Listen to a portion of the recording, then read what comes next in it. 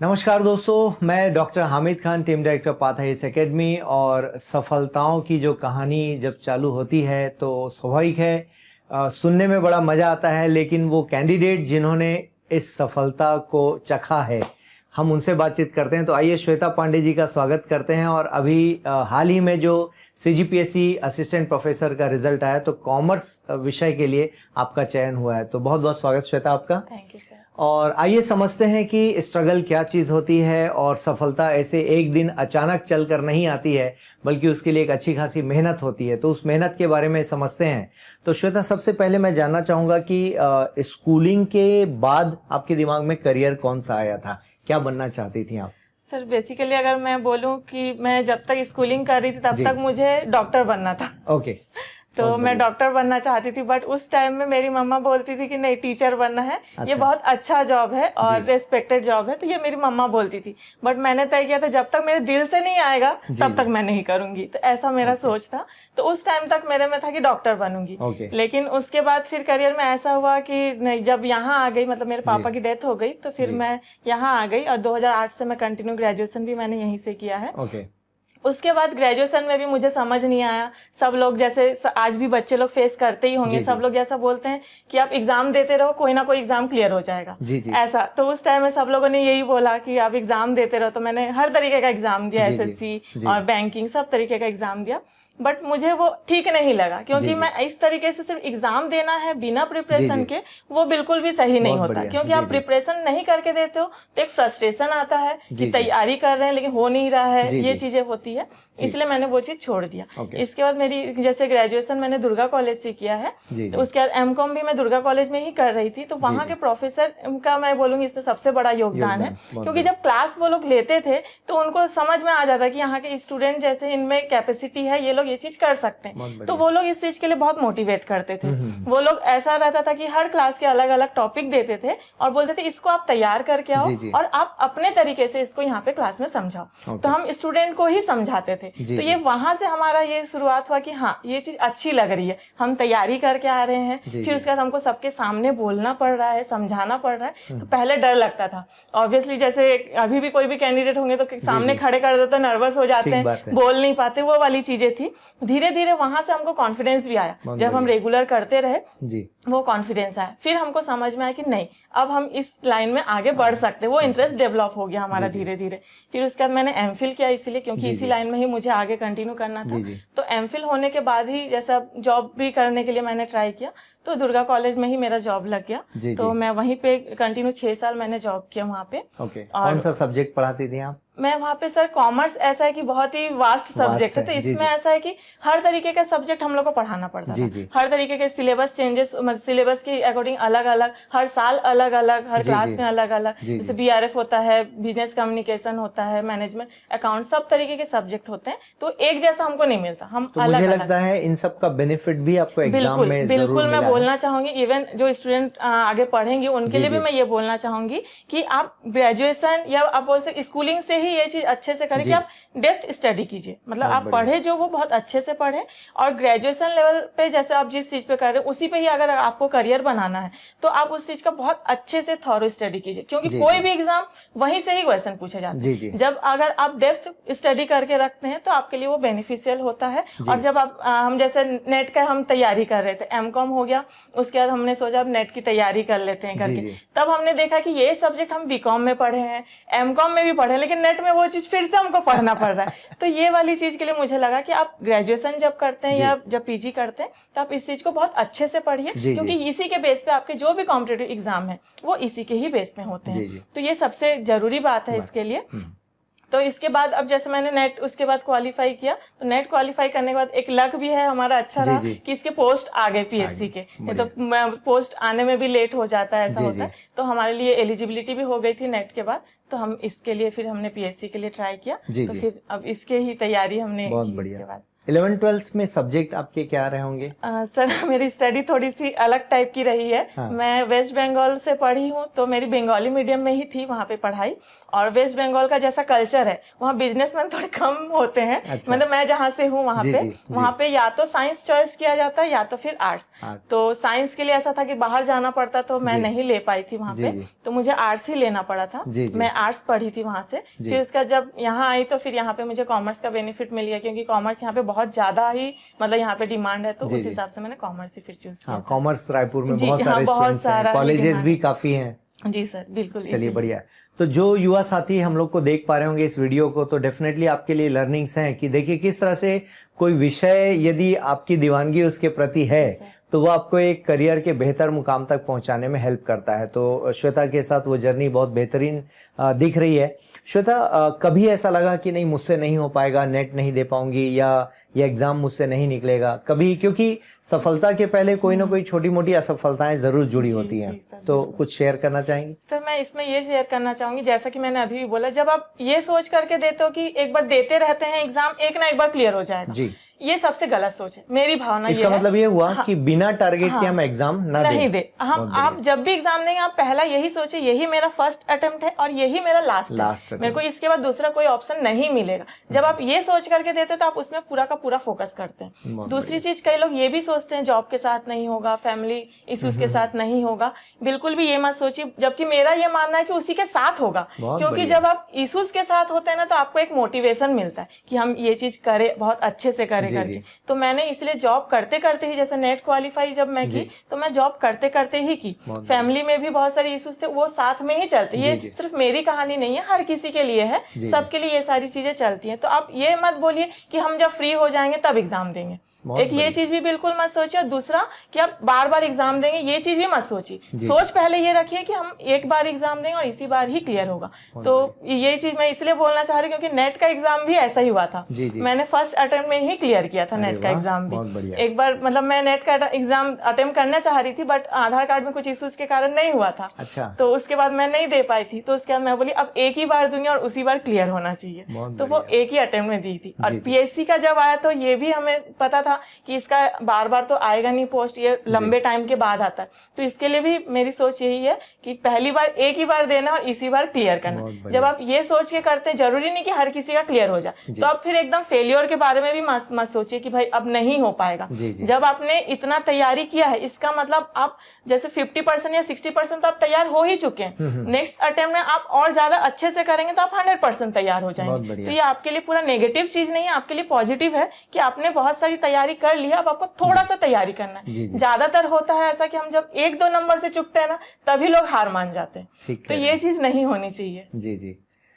तो श्वेता, नेट के लिए कहीं पर कोचिंग लेने की जरूरत पड़ी या सेल्फ स्टडी किया आपने? सर पहले तो मैं जैसे सेल्फ स्टडी ही कर रही थी, बट मेरे साथ जो था कि जैसे जॉब करते करते भी करना है, पढ़ाई करना है, तो एक मोटिवेशन जो होता है, एक रेगुलरिटी जो होती है, वो कोचिंग में हमें मिलती है। और दूसरी चीज है कि हमको कौन से एरिया में पढ़ना है, हमको कितना पढ़ना है, क्योंकि जब आप कॉम्पिटिटिव एग्जाम की तैयारी करते हैं तो आपको पूरा का पूरा पढ़ना जरूरी नहीं होता। आपके लिए ये जरूरी कि आप स्मार्ट स्टडी करें, क्योंकि आपको एग्जाम में कौन से क्वेश्चन पूछे जा रहे हैं, कौन से एरिया से पूछे जा रहे हैं, वो पढ़ना ज्यादा जरूरी होता है। तो ये बेनिफिट आपको कोचिंग से मिल जाती है, तो ये बहुत अच्छी चीज है। तो आप कोचिंग ज्वाइन कीजिए इसके लिए। तो मैं इसके लिए की टू सक्सेस कोचिंग जो दीनदयाल उपाध्याय नगर में है, वहाँ पे कॉमर्स के लिए स्पेशल है, कॉमर्स के लिए स्पेसिफिक है। बाकी अदर सब्जेक्ट में भी अभी कर रहे हैं, बाकी कॉमर्स के लिए स्पेसिफिक है वो।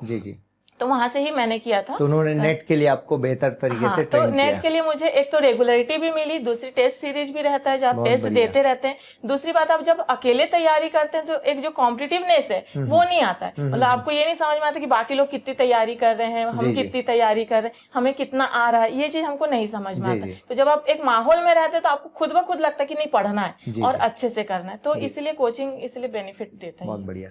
कई बार श्वेता, कॉमर्स को लोग आसानी से ले लेते हैं कि चलो ग्रेजुएशन है तो हमें निपटाना है, ये वाला अप्रोच होता है। लेकिन मेरा मानना है यदि आप डेप्थ स्टडी करते हैं तो एक बेहतर करियर की ओर जाते हैं।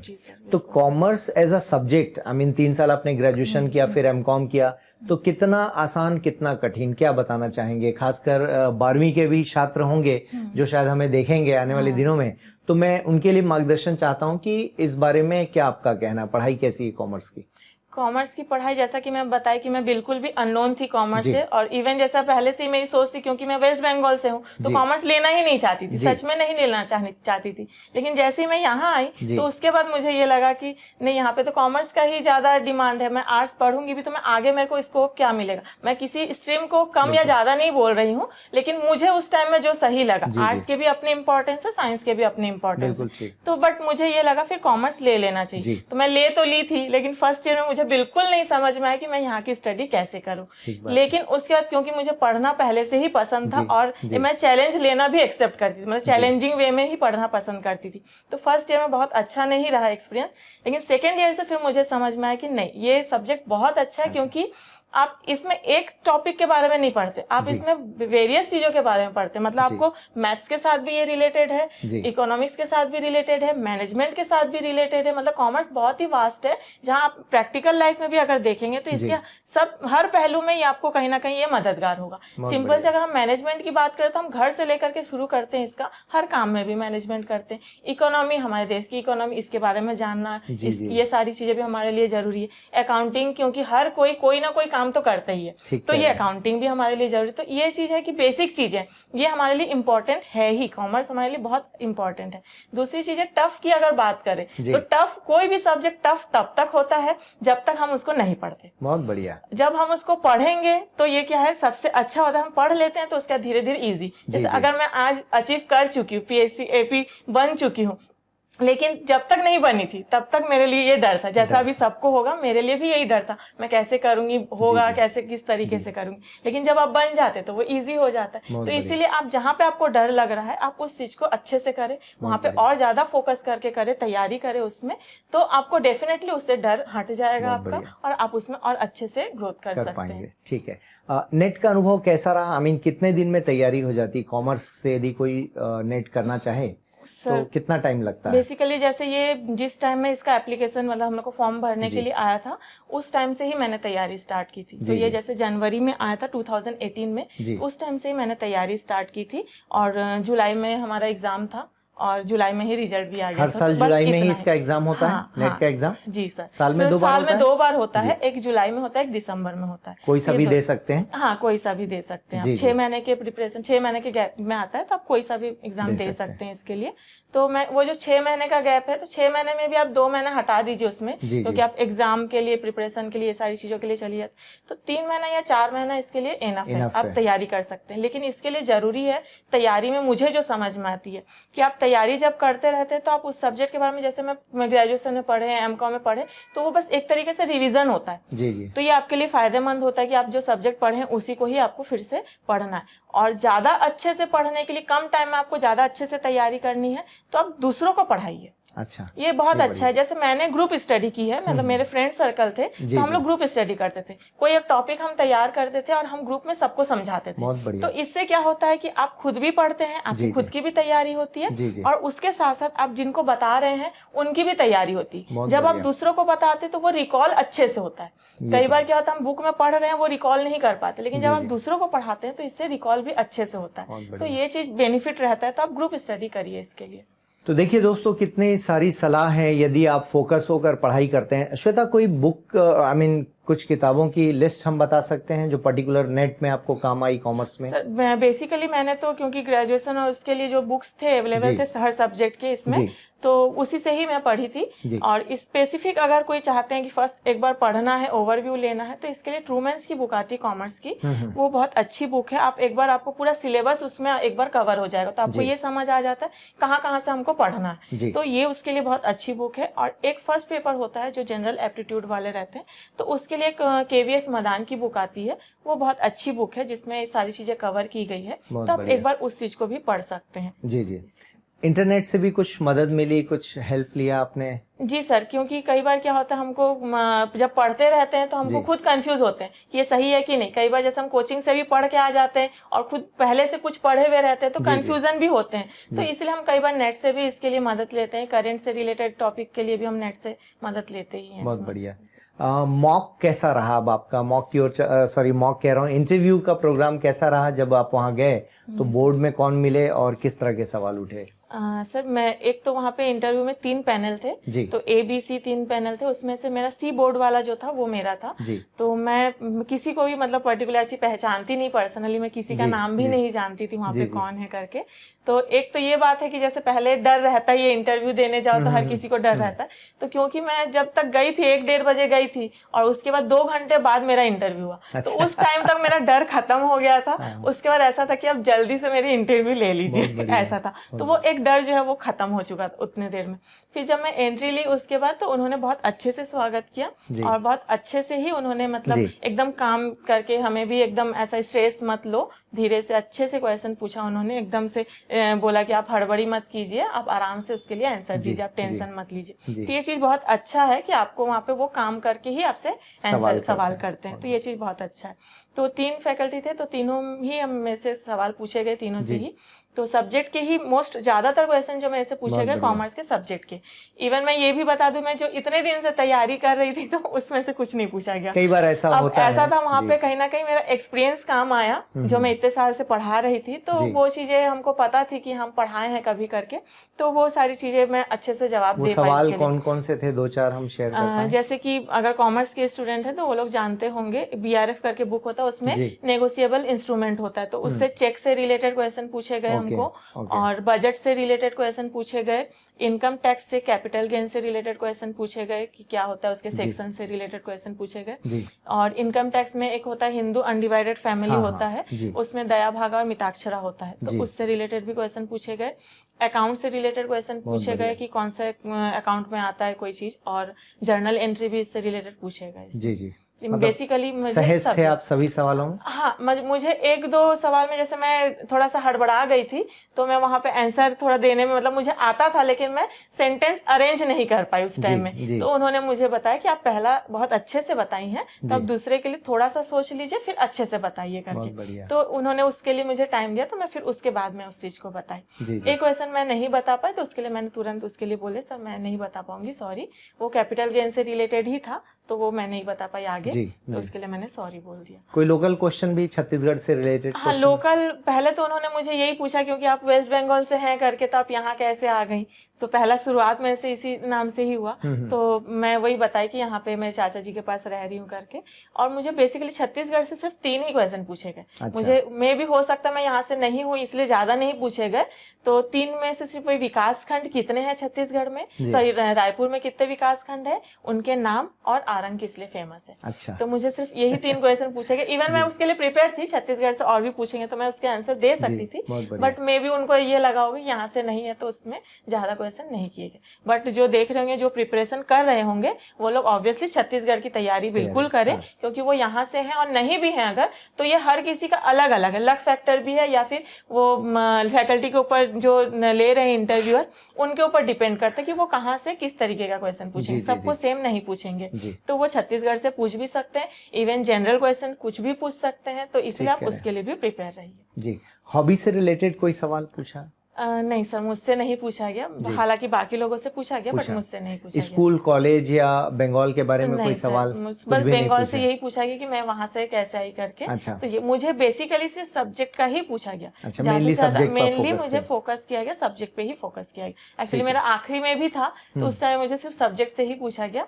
और ज्यादा नहीं। कितनी देर चला होगा इंटरव्यू? Maximum 15 minute. 15 मिनट तक चला। चलिए, बढ़िया। कितने नंबर का कैलकुलेशन पता है? नंबर का कैलकुलेशन अभी आया नहीं, समझ नहीं आ रहा है। कोई बात नहीं।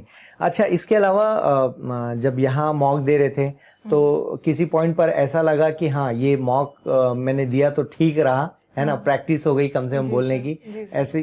और कुछ कई बार क्या होता है, इत्तेफाक ऐसा तो होता नहीं कि हमारे क्वेश्चन ही डिजाइन हो, लेकिन हाँ, वो माहौल का बेनिफिट मिलता है, तो ऐसा कोई लाभ आपको मिला मॉक का? जी सर, सबसे पहले जो तैयारी कर रहे हैं उनको भी मैं ये बोलूंगी, ज्यादा से ज्यादा मॉक इंटरव्यू दे। मॉक इंटरव्यू देंगे तो उनका एक तो कॉन्फिडेंस लेवल बढ़ेगा। दूसरी चीज ये होती है, जैसे हम पढ़ा भी रहे हैं और जो पढ़े हुए भी हैं, तो उनके लिए भी मैं ये बोलूंगी कि हमको सब्जेक्ट का नॉलेज होता है, बेसिक चीजें ही पूछा जाता है और उसका नॉलेज भी होता है, लेकिन इंटरव्यू में दिक्कत होती है कि उस वर्ड को उसको डिफाइन करना जो होता है ना, सेंटेंस अरेंजमेंट क्लियर नहीं हो पाता। तो आप जितना ज्यादा मॉक इंटरव्यू देंगे तो आप उस चीज के बारे में, किस तरीके से सेंटेंस अरेंज करना है, किस तरीके से उसको हमको एक्सप्लेन करना है, जी। ये चीजें हमको समझ में आती जी। है। तो और या कोई अननोन क्वेश्चन भी अगर हमारे पास आता है तो उसको हमको कैसे डिफेंड करना है, जी, तो जी। ये चीजें भी हमको समझ में आती है। तो इसलिए ज्यादा से ज्यादा मॉक इंटरव्यू देना जी, जी। अच्छा है। और जो कि मैं यहाँ पे दी, मैं स्पेशली सिर्फ इंटरव्यू के नाम से ही हाँ, पाथ obviously, एकेडमी जी। यहाँ ज्वाइन की थी, जी। तो मेरे लिए ये बेनिफिशियल भी रहा जो यहाँ पे सर ने लिया था। प्रोफेसर साहब आपका इंटरव्यू ले रहे थे, जी, तो जी सर। उनके साथ अनुभव अच्छा रहा, जी सवाल सर, उनके जी बढ़िया सर, थे? जी सर, बहुत मतलब वही है कि जैसा मैं बताई कि आप ये,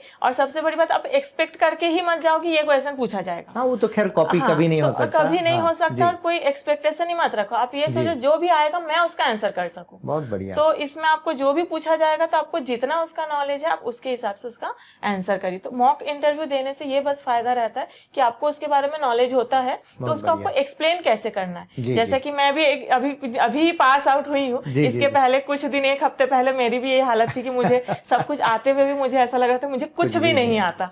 तो ये वाली चीज होती है कि जब आप मॉक इंटरव्यू देते हैं तो आपको पता होता है कि हाँ ये चीज आता है और उसको एक्सप्लेन कैसे करना है करके। अच्छा, आपके एकेडमिक लाइन में कभी गैप रहा, लाइक ग्रेजुएशन के बाद हम शांत हो गए कि पता नहीं समझ में, कि लगातार पढ़ाई चलती रही? मैंने कंटिन्यू पढ़ाई की है जी। और 2014 तक मैंने कंटिन्यू पढ़ाई की जी, है, जी। स्कूलिंग के बाद ग्रेजुएशन, एमकॉम, फिर एमफिल। एमफिल, इसके बाद जो नेट का प्रिपरेशन था वो, क्योंकि मैं फिर जॉब में इंटरेस्ट आ गया तो जॉब में चली गई, तो मैं तैयारी उस टाइम में नहीं कर पाई, तो उस टाइम में गैप रहा। लेकिन मैं पढ़ाने के साथ जुड़ी हुई थी, और उसके बाद 2018 में जब मैंने टारगेट बनाया कि मुझे नेट करना ही है, तो उस टाइम में मैंने नेट किया। मैं हालांकि पीएचडी के लिए कोशिश कर रही थी उस टाइम में, लेकिन वो अभी नहीं हो पाया, तो मैं अब आगे उसके लिए ही कोशिश करूंगी पीएचडी करने के लिए।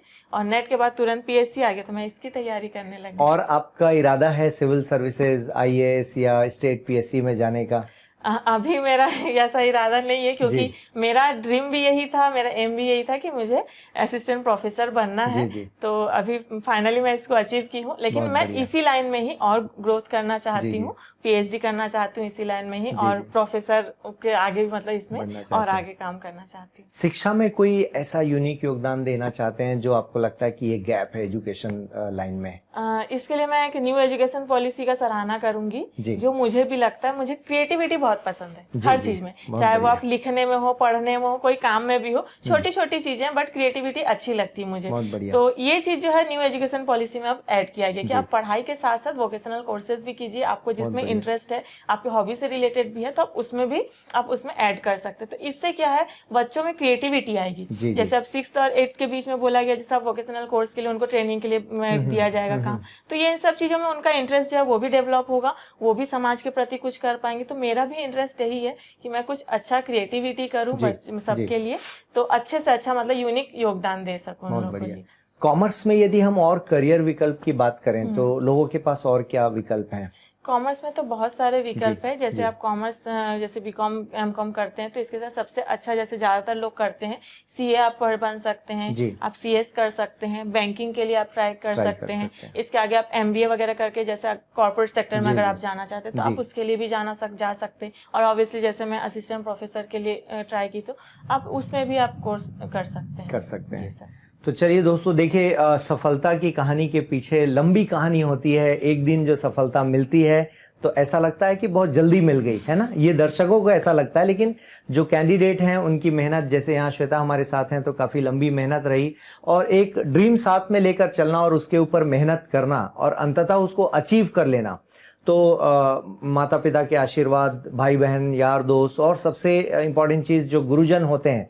तो श्वेता, कोई ऐसे गुरुजी हों आपके जिनका नाम लेना चाहेंगी कि हाँ उनका ज्यादा कंट्रीब्यूशन दिखता है आपकी पढ़ाई में? ऐसे कोई गुरुजन कॉलेज या स्कूल मतलब के? किसी एक पर्टिकुलर किसी का वैसे नाम तो खैर सभी गुरु महत्वपूर्ण होते हैं, कुछ जैसे हमारे टीचर रहे, प्रोफेसर्स रहे, तो उनका एक अलग ही यूनिक आइडिया रहता था जो हमारे लिए बहुत अच्छा बेनिफिशियल होता था उसके लिए। स्कूल लाइफ से ही जैसे सर लोग हमें बताते थे। एक और चीज इसमें है कि जैसे हम पढ़ते जाते तो हमको ऐसा लगता है हम सब पढ़ ले एक साथ और सब चीज अचीव कर ले, तो ये चीज नहीं हो सकती। आप अपना टारगेट को थोड़ा थोड़ा करके बढ़ाइए। जब थोड़ा थोड़ा करके जब आप टारगेट बनाते हैं तो स्ट्रेस भी कम होता है और वो कंप्लीट होता दिखता है। बहुत तो बढ़िया। आपको इससे क्या है, आपका काम पूरा होता दिखता है, टारगेट पूरा होता दिखता है, तो आपको एक कॉन्फिडेंस आता है कि हाँ ये चीज में मैं अच्छे से कर सकती हूँ। स्पेशली अगर नेट का और पीएससी के लिए अगर आप बोलेंगे तो जैसे मैं की टू सक्सेस कोचिंग से की हूँ, तो उसमें होरीलाल यादव सर का बहुत ज्यादा कंट्रीब्यूशन रहा है, क्योंकि उन्होंने बहुत ज्यादा हमें मतलब मोटिवेट भी बहुत ज्यादा किया। इसमें कोई भी कॉम्पिटिटिव एग्जाम में मोटिवेट होना, मोटिवेशन रहना, ये बहुत ज्यादा जरूरी होता है। इसके अलावा जैसे मैं दुर्गा कॉलेज से पढ़ी, तो यहाँ पे सभी प्रोफेसर का मैं बोलूंगी बहुत ज्यादा योगदान रहा है, क्योंकि इन्होंने हर तरीके से मुझे हेल्प किया है। बहुत बढ़िया, बहुत बढ़िया। तो चलिए सभी गुरुजनों को बहुत बहुत बधाइयाँ और धन्यवाद भी मार्गदर्शन देने के लिए। तो श्वेता, हमारे साथ बातचीत करने के लिए बहुत बहुत धन्यवाद, और जीवन में आप सफलताओं में और आगे बढ़ें, सीढ़ियां और आगे चढ़ते जाएं। और बाकी जो भी युवा साथी हमको देख रहे हैं, सुन रहे हैं, तो डेफिनेटली आप लोग आगे बढ़िए। और आप देख सकते हैं उदाहरण, लेकिन शॉर्टकट्स नहीं है जीवन में, कम मेहनत से काम नहीं चलेगा, ओरिजिनल मेहनत चाहिए। और ये एक इंपॉर्टेंट चीज जो श्वेता ने कहा कि क्या पढ़ना क्या नहीं पढ़ना, that is very important for the competitive examination, चाहे वो कोई भी एग्जाम हो, पीएससी, यूपीएससी या फिर असिस्टेंट प्रोफेसर या नेट की ही क्यों ना बात कर लें हम, तो मेहनत तो चाहिए दोस्तों। तो शॉर्टकट नहीं अपनाइए, गाइड के भरोसे अकेले नहीं रहा जा सकता, विस्तृत अध्ययन या डिस्क्रिप्टिव एनालिसिस कीजिए, और मुझे लगता है सफलता आप तक पहुंचेगी। आखिरी में जाते जाते कोई संदेश श्वेता देना चाहेंगी छात्रों को? बस यही बोलना चाहूंगी कि आप फेलियर से बिल्कुल भी मत डरिए, लेकिन आप पहले ही ये मत मानिए कि मैं फेल हो जाऊंगा। तो आप उसके लिए अच्छे से ट्राई कीजिए, और तैयारी, जैसा कि अभी सर ने भी कहा कि आप क्वांटिटी स्टडी की जगह क्वालिटी स्टडी पे ज्यादा फोकस कीजिए। बहुत बढ़िया। तो चलिए दोस्तों, वेस्ट बंगाल से सफर शुरू हुआ श्वेता का, और छत्तीसगढ़ में पहुंची, और समाज और देश का नाम रोशन कर रही हैं, और असिस्टेंट प्रोफेसर बनकर आप एजुकेशन क्षेत्र में और बेहतर कार्य करें। इन्हीं कामनाओं के साथ आपका बहुत बहुत धन्यवाद Shweta. Thank you sir. Thank you. आप सभी का बहुत बहुत धन्यवाद। Thank you.